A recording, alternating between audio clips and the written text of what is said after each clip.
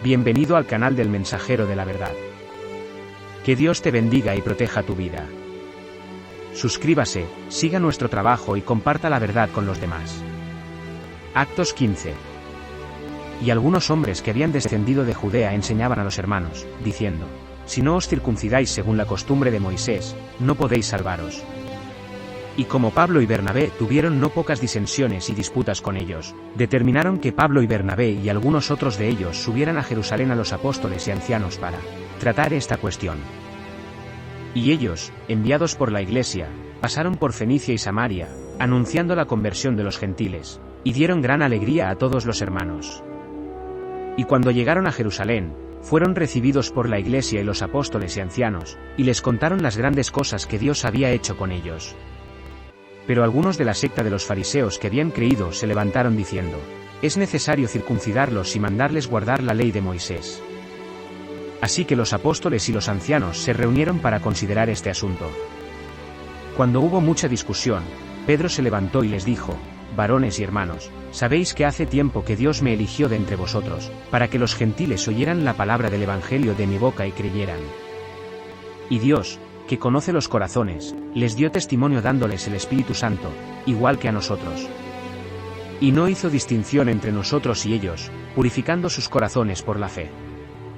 Ahora bien, ¿por qué tentáis a Dios, poniendo sobre el cuello de los discípulos un yugo que ni nuestros padres ni nosotros podemos soportar?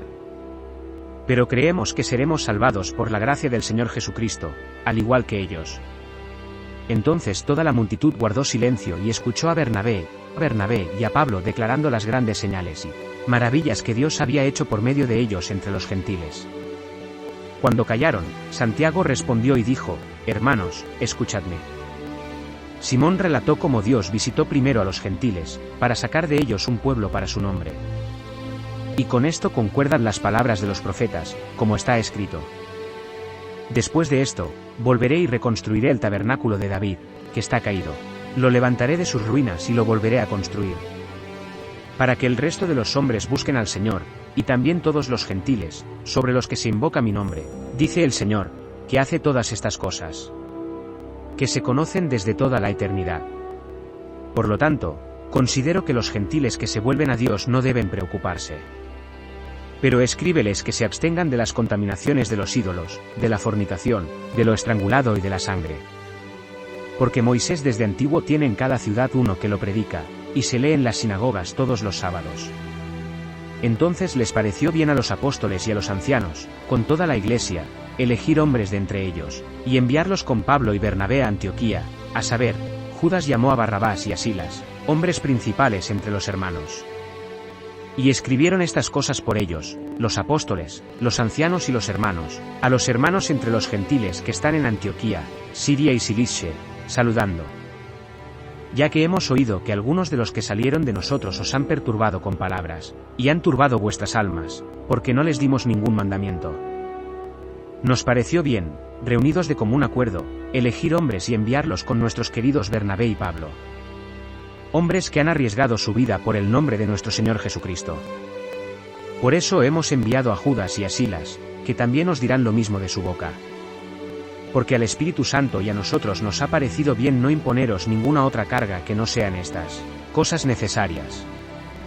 Que os abstengáis de lo sacrificado a los ídolos, de la sangre, de la carne ahogada y de la fornicación. Estas cosas haréis bien si os guardáis. Te irá bien.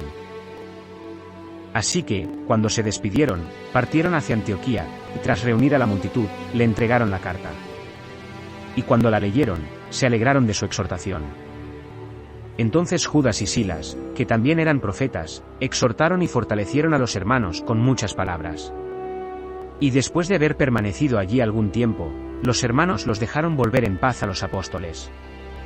Pero a Silas le pareció bien quedarse allí. Y Pablo y Bernabé se quedaron en Antioquía, enseñando y predicando la palabra del Señor, con muchos otros. Después de algunos días, Pablo dijo a Bernabé: volvamos a visitar a nuestros hermanos en todas las ciudades donde hemos predicado la palabra del Señor, para ver cómo están. Y Bernabé les instó a que llevaran a Juan, llamado Marcos, con ellos.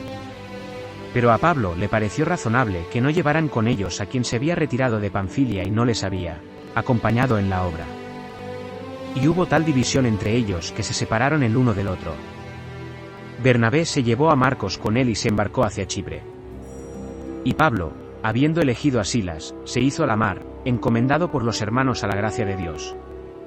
Y recorrió Siria y Cilicia, confirmando las iglesias.